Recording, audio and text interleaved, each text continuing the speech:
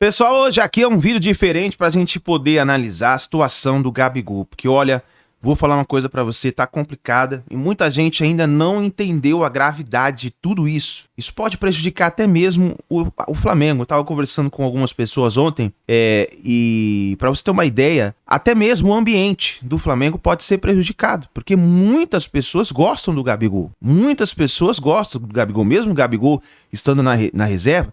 Tem muitas pessoas lá de dentro do Flamengo, jogadores, comissão técnica, que gostam do Gabigol, E isso pode afetar até mesmo o ambiente do Flamengo, que estava num ambiente excelente. Flamengo decolando, final do Campeonato Carioca, começando o Libertadores da América, isso pode afetar. Tem muita gente que não parou para pensar nisso ainda. Não é somente a suspensão do Gabigol, mas pode involucrar muitas outras coisas.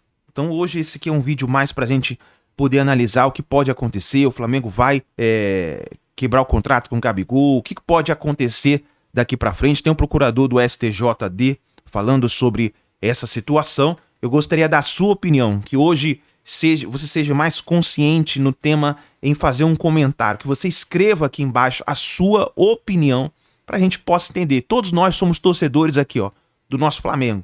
Então escreva nos comentários, deixe a sua opinião. Vou deixar os créditos desse vídeo ao canal do João Guilherme e ESPN Brasil. Vamos analisar então a situação do Gabigol. Burlado o exame antidoping, essa é a alegação. E a gente tem o procurador do STJD que ontem participou conosco aqui nos canais ESPN, no ESPN FC, João Guilherme Guimarães, falando sobre o que aconteceu com o Gabigol. O primeiro ponto aí que a gente precisa dar uma desmistificada na dopagem diz respeito a se é doping ou se não é, se é caso de uma infração à regra antidopagem ou não. O instinto, digamos assim, do ser humano já nos leva àquela posição de que é a presença ou o uso de uma substância que leva a pessoa a uma infração à regra antidopagem. Não, nós temos 11 infrações que configuram a infração à regra antidopagem.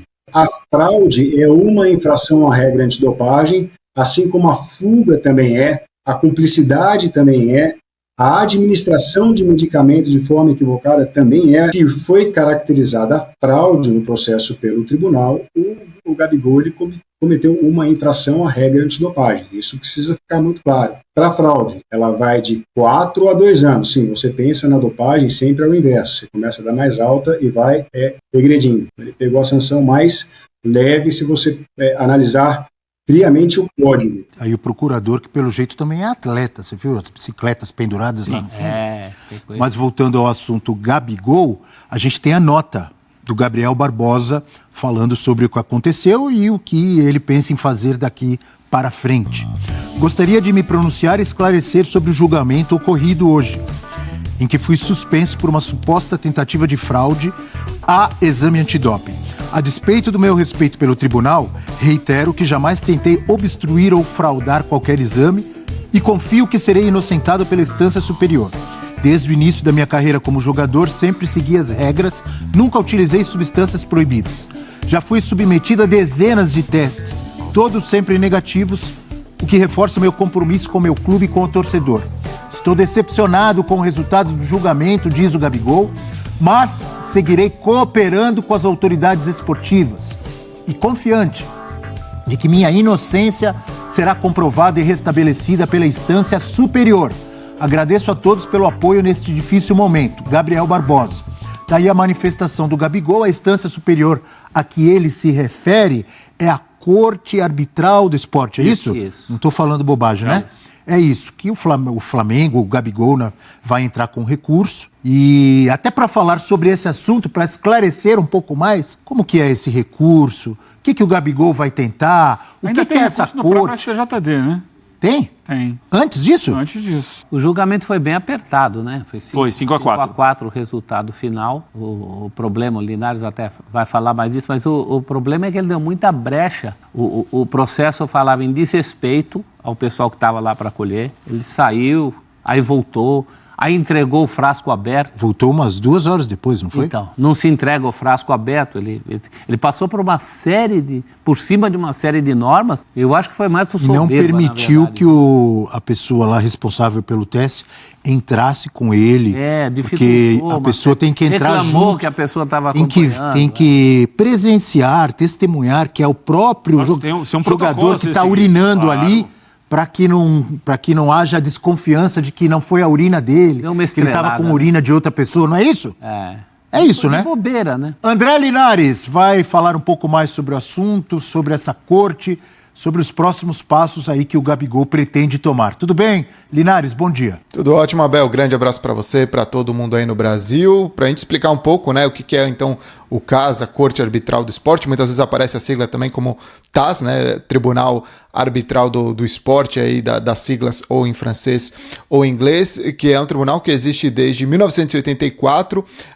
Ele é um organismo que não está vinculado a nenhuma associação esportiva, ou seja, clubes e também federações, justamente para ter essa possibilidade de fazer, digamos, um julgamento neutro em questões relativas, claro, ao esporte. E aí pode ser tanto uma questão, por exemplo, de contratos, como a gente já viu em tantas vezes de jogadores com clubes, por exemplo, como também nesses casos envolvendo doping. E aí, a partir daí, é considerada a instância final relacionada ao esporte. Até tem um último aspecto, uma vez que a sede está localizada na Suíça, você ainda tem a oportunidade de procurar o Tribunal Superior da Suíça em alguma situação, mas que aí eles não averiguariam, digamos, o mérito e sim como foi feito o processo. Então, de uma maneira mais ampla e geral, dá para dizer que sim, é a última instância esportiva nesse caso.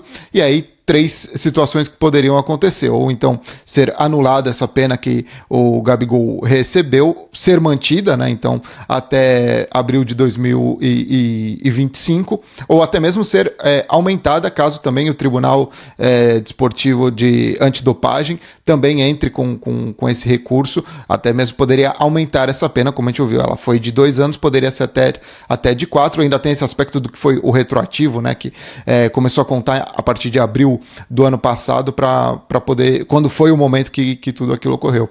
Mas de maneira geral, esse é o ponto, é a instância principal esportiva, que leva também alguns meses para poder trazer essa definição de como que ficaria então a situação dentro dessas 3 possibilidades, e o que e a notícia que vem aí também do Brasil nesse sentido de buscar um efeito suspensivo para que ele não tenha que cumprir até que ao longo desses meses esse recurso possa ser avaliado então pelo CAS e saber se ele pode, pelo menos nesse período, poder voltar a atuar. Um dos aspectos que apareceu muito agora por conta desse caso foi em relação ao Paulo Guerreiro, né?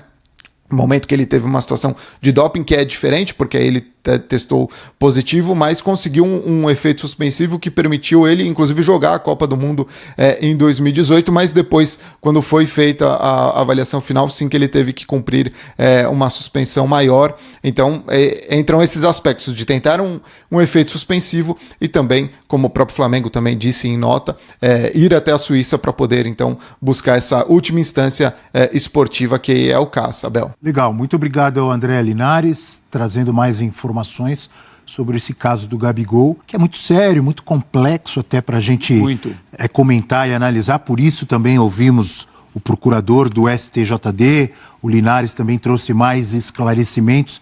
Uma situação complicada do Gabigol, hein, Prats? E é importante que a gente não confunda as coisas. O Gabriel não testou positivo, não ingeriu substância considerada dopante. O problema não é esse, o problema é comportamental. O problema é você não cumprir normas que você tem de cumprir com quem faz o controle antidoping, com quem trabalha com isso. Então, assim, aí o problema não é que o Gabriel testou positivo, o Gabriel não quis fazer o exame antidoping porque ele poderia ter uma substância dopante. Não tem nada a ver uma coisa com outra. Só para deixar claro, vê se você concorda ou se eu estou errado, estou saindo da linha. Você tem total razão, não testou positivo. Agora, é uma obstrução. Mas ele não cumpriu as regras que são necessárias para que você prove que você não. Exato. Ele deu a brecha para desconfiança. É isso, veja bem. Tá certo? Quando se fala ali em fraude e obstrução, é exatamente isso, porque isso é comportamental. Você tem normas a ser cumpridas, regras a ser cumpridas. E isso não foi, né? E ele vai agora recorrer, apresentar a defesa dele, enfim. Cabe recurso. É porque muitas vezes a gente vai ouvir o seguinte, o Gabriel então, ele quis mudar o horário, não cumpriu normas porque ele ingeriu substância dopante. Não é esse, a questão não é essa. Não, isso não existe. A questão é comportamental. É como ele se comportou diante de normas e regras que não foram cumpridas. Eu acho que é mais por soberba, por máscara mesmo, naquele momento. Quem conviveu com jogador de futebol sabe que tem esses momentos de... Isso aí não vai dar nada. De estrelismo, quem é essa pessoa me acompanhando aqui? Para que eu tenho que fazer agora? Vou almoçar e faço depois, que parece que foi o caso. Entregar o frasco aberto, olha que relaxo, né, gente? Quer dizer, de bobeira. Eu não acho nada porque eu não sei. Não, mas isso está no... Não sei se foi mal, não sei. Eu sei que isso está no... não agiu corretamente, pelo que está sendo alegado. Sim. Isso está no processo. O que foi analisado para chegar à condenação passou por tudo isso. É um passo a passo de desleixo, de descaso. Mas, eu quero entender. Isso faz parte da carreira, não só do jogador de futebol, do atleta. Ele é um profissional, não começou ontem, não é um garoto de 14, 15 anos. Já está há muito tempo. Qual é o problema de você fazer o que você tem que fazer lá quando você é chamado para um exame antidoping? Alguém consegue me explicar? O problema é comportamental. Comportamental. Eugênio, qual a sua visão? É isso, eu acho que serve como um alerta para que os jogadores, os atletas em geral, entendam que o doping é coisa muito séria. Lidar com o sistema antidoping é muito sério, você precisa respeitar muito. Algumas pessoas, eu vi nas redes sociais, as pessoas se acham muito autoridade. Sim, são autoridades do esporte. A pessoa que está lá para representar isso é seríssimo. A coleta do exame antidoping, ela é uma autoridade do esporte, ela precisa ser respeitada. E não tem ninguém maior do que isso. E esse lance de você dificultar um exame, de você... É muito sério. É levado com muita seriedade no mundo inteiro. Há casos de atletas já suspensos no mundo por situações parecidas e foram afastados, inclusive, né, em outros esportes. No ciclismo isso acontece muito, né? Eu estava vendo o Bruno Vicari, que acompanha muito o mundo do ciclismo, falando, teve um atleta que ele foi suspenso porque ele não comunicou o local correto onde ele estava treinando. Porque cada um treina por sua... Porque ele tinha que comunicar para caso houvesse uma abordagem surpresa do sistema antidoping, ele devia estar naquele local indicado, ele estava em outro local. Então, só por isso ele já foi punido, porque é muito séria a questão da antidopagem, você não pode brincar com isso. Há jogadores suspensos porque fazem exames, isso é muito claro. Se você pega a lista das substâncias que são consideradas doping, tem muitas delas que não são doping, mas são substâncias que podem mascarar a presença de uma outra substância dopante. Sim. Então, há jogadores que são suspensos pela presença de substâncias que não são dopantes, mas que a presença delas pode mascarar um outro doping. Então, assim, não tem desculpa. Eu acho que a pena é uma pena que parece muito pesada para quem acompanha aqui o futebol brasileiro, porque o futebol brasileiro normalmente dá um jeitinho, né? Eu não tenho casos aqui de grandes suspensões por doping. Nós tivemos casos de jogadores flagrados em doping no Brasil antes, mas até de clubes grandes, até no próprio Flamengo. O Atisson enfrentou o processo, né, na época que estava no auge da carreira dele. O Dodô, quando estava no Botafogo, também enfrentou processo. E eles conseguiram reverter isso em julgamentos em segunda instância dentro do Brasil mesmo, na época no STJD. E não pegaram ganchos tão grandes. Agora, tendo que ir para a Corte Arbitral do Esporte, não há garantia de que... Porque, assim, esse assunto é levado com muita seriedade. Muito e tem de ser, né? Na Europa. Muita seriedade, muito rigor na Europa. Então, não há garantia de que ele, no CAIS, ou TAIS, como você preferir, vai conseguir reduzir essa pena. E isso fica como um exemplo de que não brinca com os caras. Não brinca porque é sério, porque essa é uma corrida do mundo para tentar evitar que pessoas levem vantagem indevida no esporte. Então... Está sempre essa corrida. O cara que está bolando novas formas de fazer o doping com o pessoal do antidoping tentando acompanhar para ver o que acontece. Quando você não leva com a devida seriedade uma abordagem como essa, como parece que foi o que aconteceu com o Gabigol... Uma verdadeira bomba que explodiu, né, e que tem a ver com Gabriel Barbosa, né, que você está vendo aqui, ó, atrás de mim. Vou até chegar um pouquinho para o lado aqui para aparecer... o Gabigol. Pois é, minha gente.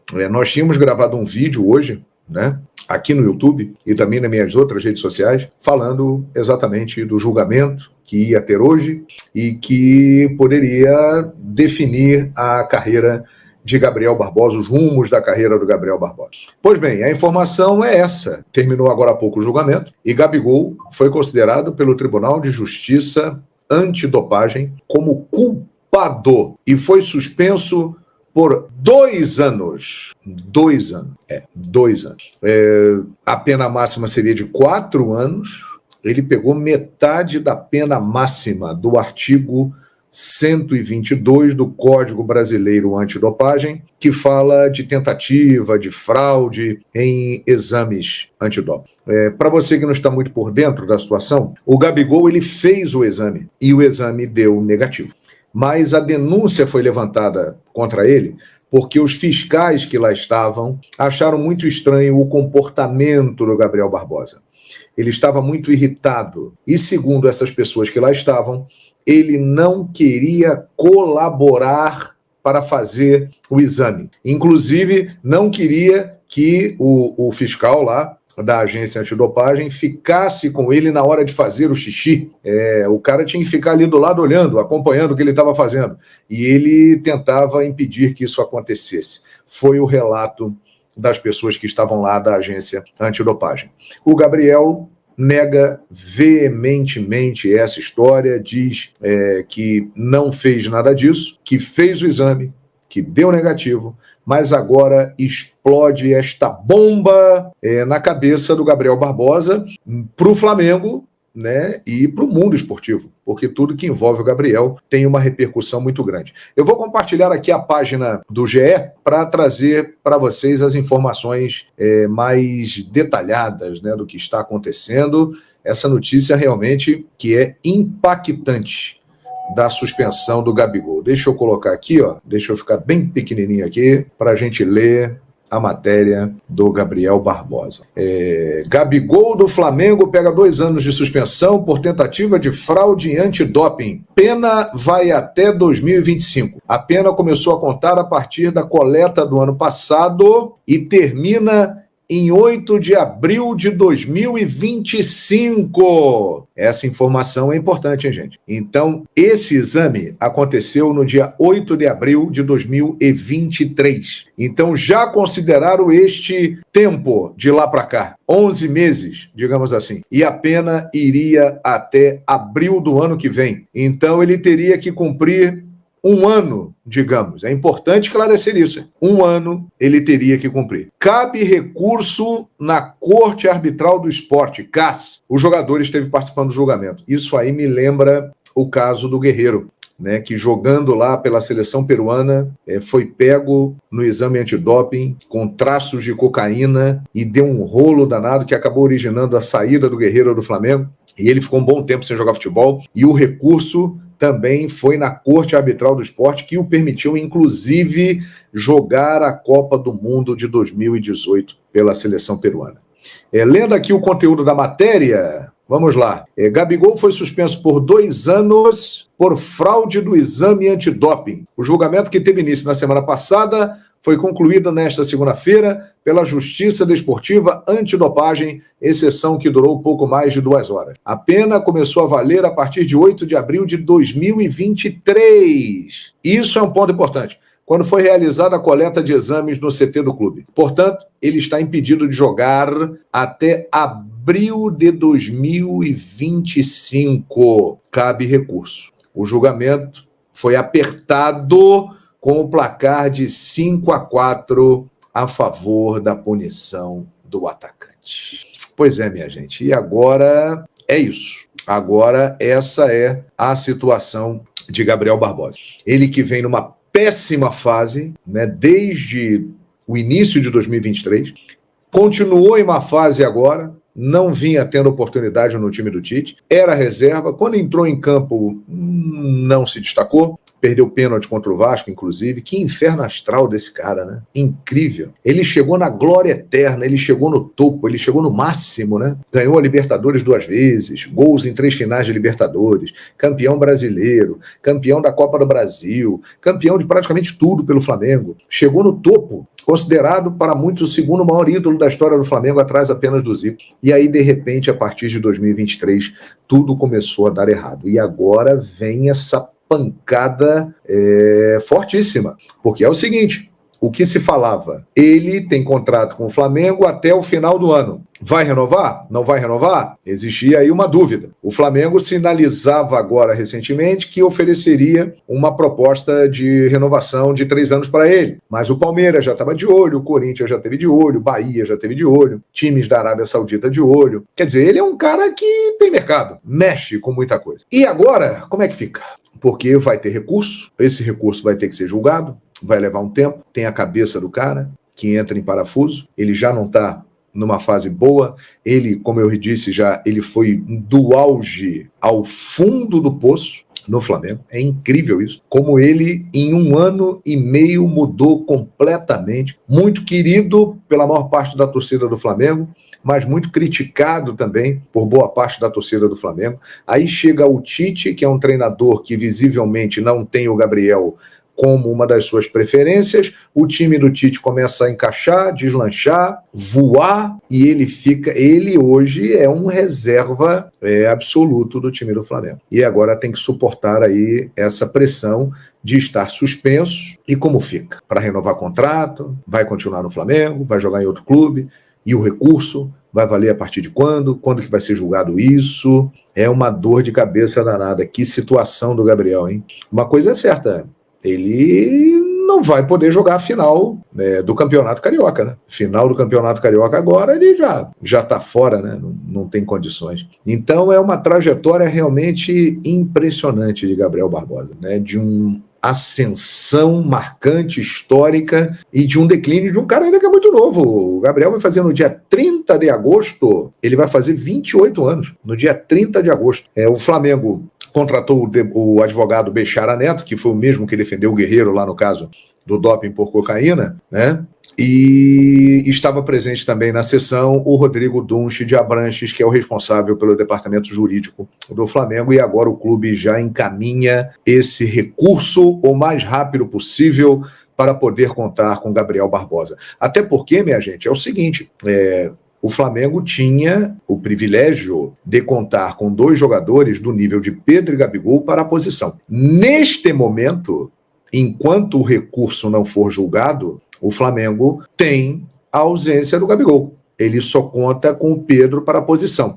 E vem aí uma sequência muito grande de jogos. Final do Campeonato Carioca, estreia na Libertadores em Bogotá, outra partida final do Campeonato Carioca, segundo jogo da Libertadores da América, estreia no Campeonato Brasileiro, e vem Libertadores, e vem Copa do Brasil, e vem Copa América, que o Pedro tem uma enorme chance de ser convocado, né? E o Gabriel provavelmente terá oportunidades de jogar e se firmar. Agora, é o seguinte, ele neste momento não pode jogar. Cabe recurso e esse recurso terá que ser julgado. Quando ele for julgado, é que aí sim ele vai ter condições de jogar, caso a Corte Arbitral do Esporte o libere para jogar. É uma situação constrangedora, desagradável, problemática. Meu amigo, olha que loucura, hein? Eu fico de boca aberta, né, com a reviravolta aí na carreira do Gabriel Barbosa,